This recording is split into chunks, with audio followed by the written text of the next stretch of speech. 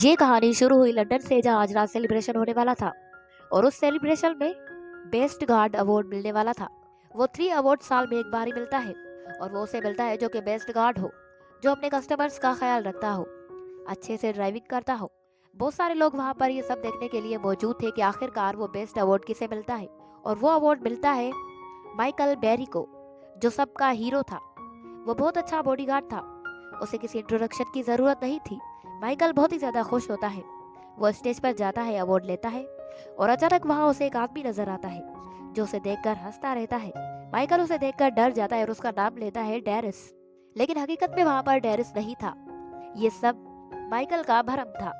Michael बहुत ही ज्यादा डर जाता है, स्टेज से उतरता है और भागने लगता है, लेकिन उसे हर जगह डेरिस नजर आता है और वो अचानक देखता है कि डेरिस किसी आदमी को जान से मार रहा है।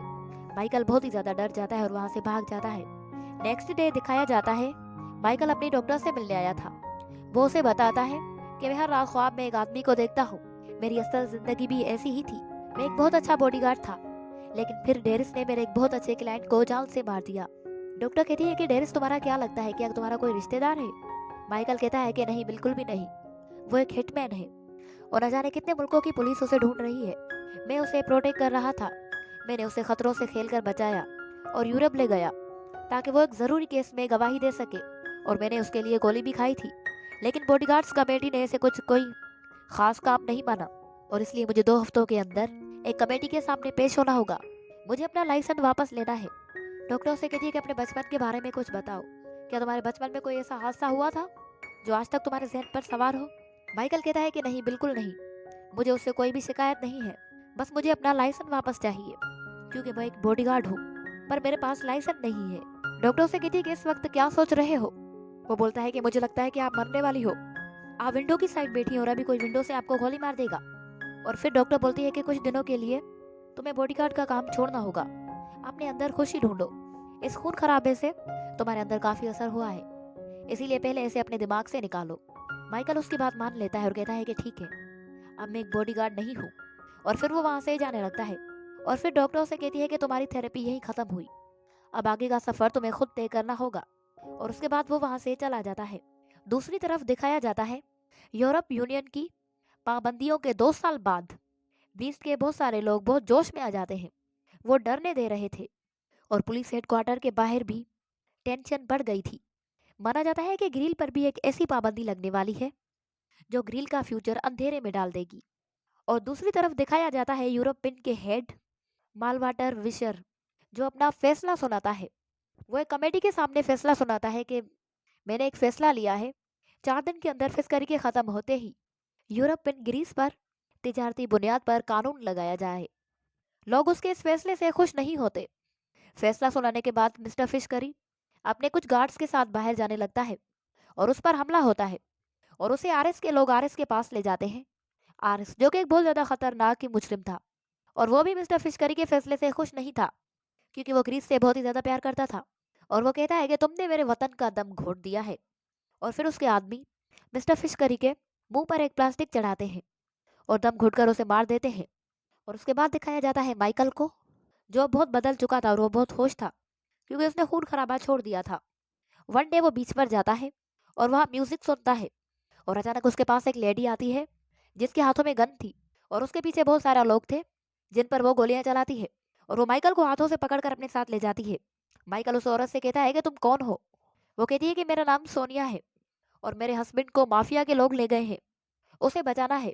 माइकल कहता है कि मैं तुम्हारे साथ नहीं चलूंगा, मुझे डॉक्टर ने मना किया है। वो कहती है कि मुझे डेरिस ने कहा था कि मैं तुम्हें लेकर आऊं। माइकल कहता है कि अब उसे मेरी जरूरत क्यों पड़ी, क्या उसने सच में ऐसा कहा? सोनिया बोलती है कि हाँ, बिल्कुल। और उसके बाद वो उसे अपने साथ ले जाने लगती है। वो दोनों बाइक पर सवार होते हैं, लेकिन माफिया के लोग अभी भी उनका पीछा नहीं छोड़ रहे थे। सोनिया भी उन पर गोलियां चलाती रहती है, और लेकिन वो माफिया के लोग फिर भी उनका पीछा नहीं छोड़ते। आखिरकार वो दोनों समंदर में गिर जाते हैं। और वहां सोनिया माइकल को बताती है कि हम हनीमून पर जाने वाले थे और कुछ माफिया के लोग आए और डेरिस को उठाकर अपने साथ ले गए। और उसके बाद माइकल को एक जगह ले जाती है जहाँ से वो गन्स उठाती है, और वहाँ आरिस और उसके आदमी एक टीम से मिलते हैं जो डेमोक्रेटिव करने वाले थे, और वो ये सब कुछ आरएस के कहने पर करने वाले थे। वो अपना काम शुरू करते हैं। वो कुछ ऐसा करते हैं कि जिससे पूरे शहर की लाइट चली जाती है, हर जगह अंधेरा ही अंधेरा हो जाता है।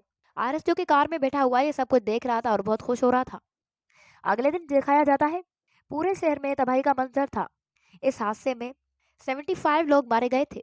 लोगों को लग रहा था कि ये सब कुछ लाइट गिरने से हुआ है और हादसे वाली जगह बहुत सारा ऑफिसर्स आते हैं। एक ऑफिसर का नाम था मिस्टर बॉबी, जो इस केस का इंचार्ज था। उसके पास एक लेडी ऑफिसर आती है जो उसकी हेड थी। वो कहती है कि पूरे ग्रीस की लाइट चली गई है और हर जगह तबाही का आलम है। बॉबी बोलता है ये सब कुछ बिजली गिरने से नहीं हुआ है, और फिर वो एक डेड बॉडी दिखाता है जिसकी आइस नहीं थी और वो खून से लथपथ थी। वो कहता है कि ये सब लाइट गिरने से नहीं हुआ और ये काम एक आदमी का भी नहीं हो सकता, इसीलिए मैं जो कर रहा हूँ मुझे करने दे। वो ऑफिसर कहती है कि ठीक है, तुम क्या करने वाले हो और तुम्हें क्या चाहिए। वो कहता है कि मुझे पावर चाहिए, मुझे एक अलग ऑफिस चाहिए, और अगर केस सॉल्व हो गया तो मुझे बेटन वापस जाना चाहिए और आप लोग मुझे उसकी इजाज़त देंगे। वो ऑफिसर कहती है कि ठीक है, और फिर वो अपनी सिक्योरिटी जिसका नाम था एल्जो, वो बॉबी के हवाले करती है और कहती है कि ये हर वक्त तुम्हारे साथ रहेगी इस मिशन में। और फिर बॉबी एल्जो इटली जाते हैं और दूसरी तरफ दिखाया जाता है डेरिस को, जिसे किसी लोगों ने किडनैप किया था। जिसने उसे किडनैप किया था उसका नाम था कॉर्कस। डेरिस ने बहुत पहले उसके कुछ आदमियों को मारा था जिसका बदला वो ले रहा था, और सोनिया और माइकल भी उस जगह पहुंच जाते हैं जहां डेरिस था। माइकल ना चाहते हुए भी सोनिया की हेल्प कर रहा था। माइकल अपना वादा तोड़ देता है, वो गन उठाता है और सोनिया भी बहुत सारे लोगों को मारने लगती है। सबको मारने के बाद वो अपने हस्बैंड से मिलती है और अचानक वहाँ माइकल भी आ जाता है। डेरिस उसे देखकर कहता है कि तुम यहाँ क्या कर रहे हो। माइकल कहता है कि मैंने तुम्हारी जान बचाई है। डेरिस सोनिया से कहता है कि यहाँ पर क्या कर रहा है। वो कहती है कि आपने ही तो कहा था इसे लाने के लिए। वो कहता है कि मैंने कहा था किसी और को लाना, किसी को भी लाना मगर इसे नहीं लाना। और वो कहता है कि मुझे माइकल तुम्हारी शक्ल भी नहीं देखनी, और वो अपनी वाइफ के साथ वहां से जाने लगता है। और तभी उन पर कुछ लोग हमला करते हैं और उन दोनों को गाड़ी में बिठाकर ले जाते हैं। वो कोई और नहीं बल्कि ऑफिसर्स थे और उनके साथ बॉबी भी था। बॉबी उन्हें अपने साथ ले जाता है और फिर कहता है मुझे एक खबर मिली है, बहुत बड़ा ब्लास्ट होने वाला है। मेरा खबरी था जो मेरे लिए काम करने वाला था, लेकिन उस पर हमला हुआ है इसलिए वो यहाँ पर नहीं है, और मैं चाहता हूँ तुम मेरा काम करो। हमले की सारी डिटेल्स एक ब्रीफकेस के अंदर कैद है। मैं चाहता हूँ तुम तीनों पोर्टन जाओ और वो ब्रीफकेस किसी भी तरह मेरे पास लेकर आओ। अगर मेरा काम नहीं हुआ तो तुम्हारे साथ अच्छा नहीं होगा। वो ऑफिसर उन तीनों को बहुत सारा कैश देता है और कहता है कि ऐसे वो ब्रीफकेस खरीद लेना। वो ना चाहते हुए भी पोर्टन जाने लगते हैं। रास्ते में माइकल डेरी कार से उतरते हैं और डेरिस किसी से बात कर रहा था फोन पर। सोनिया को उस पर गुस्सा आने लगता है, वो गाड़ी चला देती है और अचानक माइकल सामने आ जाता है, उसे गाड़ी लगती है, वो बेहोश हो जाता है। डेरिस सोनिया उसे उठाकर कार की डिक्की में डाल देते हैं और जो पुलिस वालों ने उसे पैसे दिए थे उससे खूब शॉपिंग करते हैं और खूब घूमते हैं। और उसके बाद वो माइकल को कार से बाहर निकालते हैं। माइकल जैसे ही कार से बाहर निकलता है उन पर बहुत ज्यादा गुस्सा करने लगता है और वहाँ बॉबी को फिर से एक लाश मिलती है जिसकी हालत पहले जैसे लाश की तरह थी। उसकी भी आंखें खून से भरी हुई थी। सबको लगता है कि ये सब कुछ लाइट गिरने की वजह से हुआ है।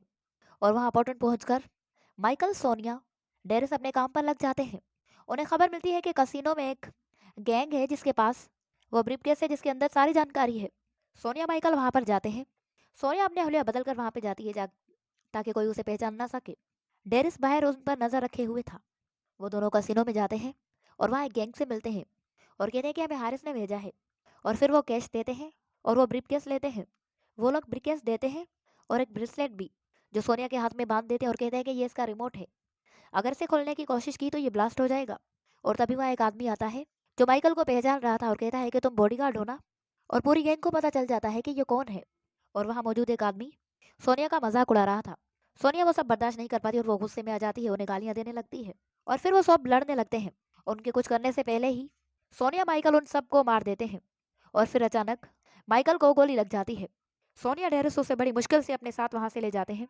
अगली रोज दिखाया जाता है सोनिया डेरिस एक बीच पर होते हैं, एक बोट के अंदर, और माइकल भी, जो उनको लग रहा था कि मर गया। सोनिया बहुत रो रही थी और फिर वो उसे समंदर में फेंक देते हैं। अचानक माइकल जिंदा हो जाता है और वो सोनिया डेरिस पर बहुत ही ज्यादा गुस्सा करने लगता है। और वहाँ बॉबी पर उसकी हेड गुस्सा करती है और कहती है कि तुमने क्रिमिनल को हायर किया था उस काम के लिए, तुमने बिना बताए उन्हें काम पर रखा और अब इतना बड़ा सबूत उनके हाथ में है और ना जाने वो कहाँ है। और वो कहती है उन तीनों के लिए जल्द से जल्द वारंट तैयार करो। और वहाँ आरएस को भी पता चल जाता है कि वो ब्रीफकेस जिसके अंदर सारी जानकारी थी वो चोरी हो गई है। वो बहुत ही ज्यादा गुस्से में आ जाता है और अपने एक आदमी को जान से मार देता है और कहता है कि उन तीनों को ढूंढ कर मार दो जिसने वो मेरा ब्रीफकेस चुराया है। और फिर आरएस के आदमी माइकल, सोनिया डेरिस के पीछे पड़ जाते हैं, उन्हें जान से मार देना चाहते हैं। वो बड़ी मुश्किल से अपनी जान बचाकर भागते हैं और फिर माइकल सोनिया डेरिस को अपने घर ले जाता है, जहाँ वो उन्हें अपने फादर से मिलवाता है और अपने फादर से कहता है कि सोनिया के हाथ से ये ब्रेसलेट भी उतरवाना है।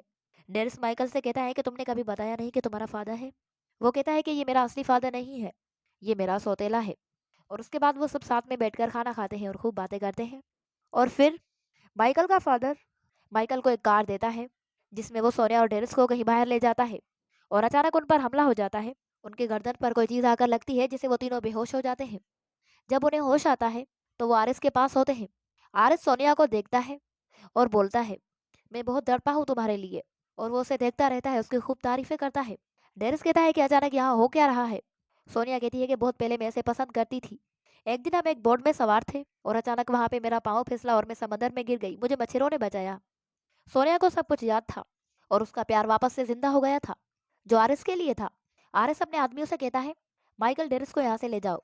आरिस के पास ब्रीफकेस वापस आ गया था और फिर वो ब्रेसलेट सोनिया के हाथ से उतारता है और उसे अपने साथ ले जाता है। उसे एक रूम दिखाता है जो उसने डेकोरेट करवाया था अपने बच्चों के लिए। और वहाँ आरिस के आदमी डेरिस और माइकल को टोचा कर रहे थे कि बताओ कि आखिरकार वो ब्रीफकेस तुम्हारे पास कैसे आया। लेकिन वो दोनों कुछ भी नहीं बताते और अपने हाथ छुड़वाकर आरिस के आदमियों को खूब मारते हैं।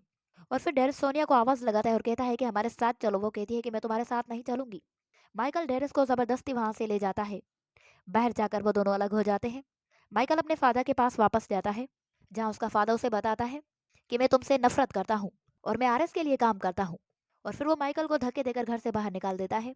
माइकल एक बार में जाता है जहाँ डेरिस भी था। वो दोनों फिर से मिलते हैं और माइकल उसे बताता है कि मेरे फादर ने मुझे धोखा दिया, वो आरएस के लिए काम करता है। और तभी डेरिस के लिए कॉल आती है, जो उसकी वाइफ की थी। वो बात करता है। सोनिया उसे बताती है कि आरएस के लोग तुम्हारे पीछे हैं, वो तुम्हें जान से मार देना चाहते हैं। और कहती है कि मैं उसे कोई प्यार व्यार नहीं करती और ना ही कभी मेरी याददाश्त गई थी। और फिर वो दोनों एक दूसरे से माफ़ी मांग लेते हैं। सोनिया उसे कहती है कि जितना जल्दी हो सके यहाँ पर आओ, मुझे बचा लो, क्योंकि आरिस बहुत ही ज़्यादा खतरनाक है। इसने पूरे मुल्क को बर्बाद करने के लिए बहुत बड़ा इंतजाम कर रखा है। और वो सारी बातें आरिस सुन लेता है, जो सोनिया के पीछे ही खड़ा था। वो सोनिया को एक जोर से थप्पड़ मारता है और वहाँ डेरिस और माइकल पर हमला हो जाता है। वो वहाँ से भागने लगते हैं, कार में बैठ जाते हैं और वहाँ से भाग जाते हैं। अगले दिन दिखाया जाता है, समंदर के किनारे डेरिस और माइकल बैठे हुए थे और तभी वहाँ पुलिस आ जाती है और उन दोनों को उठाकर पुलिस स्टेशन ले जाती है, जहाँ उनसे पूछताछ करती है। डेरिस माइकल उन्हें बताते हैं, आरएस पूरे मुल्क को तबाह करने वाला है और वो ये सब कुछ ग्रीस के लिए कर रहा है। हम उसको रोक सकते हैं और हम उसे रोकना चाहते हैं। पुलिस ऑफिसर जो लेडी थी वो बोलती है, इसके लिए तुमको क्या चाहिए। माइकल कहता है कि हमें कुछ ऑफिसर्स चाहिए, गन्स और बोट चाहिए, जिसे हम समंदर जाएं और आरएस को उसके मंसूबों में नाकाम कर दें। वो ऑफिसर उनकी बात मान लेती है और उन्हें सारी प्रोटेक्शन देती है। डेरिस माइकल और उनके साथ बहुत सारे ऑफिसर्स बोट के जरिए समंदर जाते हैं और वहां पर आरएस के लोगों को मारने लगते हैं। और फिर वो आगे बढ़ते हैं। आरएस ब्लास्ट जमीन पर नहीं बल्कि समंदर में करने वाला था। माइकल डेरिस आरएस के लोगों को मारने लगते हैं और छुप छुप कर उसकी बोट में चढ़ जाते हैं। आरएस एक लेडी से कहता है, सोनिया को जान से मार दो। वो सोनिया को मारने लगती है। आरएस अपना काम शुरू कर रहा था। उसने वो मशीन पानी में फेंक दी थी जो ब्लास्ट होने वाली थी। और फिर आरएस को पता चल जाता है कि वो दोनों इसी बोट में आ गए हैं। वो जल्दी से अपनी बंदूक उठाता है और उन्हें ढूंढने लगता है। वो दोनों आरएस के सामने आ जाते हैं और उसे मारने लगते हैं। और तभी वहाँ माइकल का फादर आ जाता है और उसे कहता है कि मैं तुम्हें तुम्हारा लाइसेंस वापस दिलवा सकता हूँ, तुम आरएस को नहीं मारो। लेकिन वो उसकी बात नहीं सुनते। डेरिस आरएस को मारने लगता है और तभी वहाँ सोनिया भी आ जाती है, जो आरएस पर हमला करती है। और उसके बाद डेरिस और माइकल आरएस के सब लोगों को मार देते हैं। और फिर डेरिस और सोनिया दोनों मिलकर आरएस को जान से मार देते हैं। माइकल के फादर को भी बहुत सारी चोट आई थी, वो भी मरने वाला था। वो मरते मरते बोलता है कि अब कुछ सेकंड ही बचे हैं ब्लास्ट होने में, तुम यूरोप को नहीं बचा सकते हो। और फिर वो भी मर जाता है। माइकल जल्दी से मशीन को बंद करने की कोशिश करता है, उसका बटन बंद करता है और फिर वो तीनों समंदर में कूद जाते हैं। बोट के अंदर ही बहुत बड़ा ब्लास्ट होता है और फिर समंदर के किनारे दिखाया जाता है, बहुत ज़्यादा पुलिस होती है। माइकल, डेरिस, सोनिया वो तीनों बच गए थे, वो भी समंदर किनारे बैठे हुए थे। और वहाँ पर बॉबी भी था। उसकी हेड बॉबी पर बहुत प्राउड करती है और कहती कि जो तुम चाहते थे वो हम तुम्हें ज़रूर देंगे। बॉबी बहुत ही ज़्यादा खुश होता है और उन तीनों के पास आता है और बोलता है, हिटमैन, बॉडीगार्ड और जालसाज औरत। सोनिया उस पर गुस्सा करती है और कहती है कि तुम हमें ऐसा नहीं कह सकते। हम तुम्हारे लिए काम नहीं करते हैं। और फिर वो उन्हें एक की देता है और कहता है कि तुम अपना हनीमून मना सकते हो। और फिर वो माइकल को एक पेपर देता है और उसे सिग्नेचर करवाता है। माइकल बहुत ही ज़्यादा खुश होता है, उसे लगता है उसका लाइसेंस है। और फिर सोनिया उसे बताती है कि ये एडॉप्शन के पेपर हैं, मैंने तुम्हें अडॉप्ट किया है, आज से लेकर मैं तुम्हारी माँ हूँ। और इसी तरह कहानी का दी एंड हो जाता है।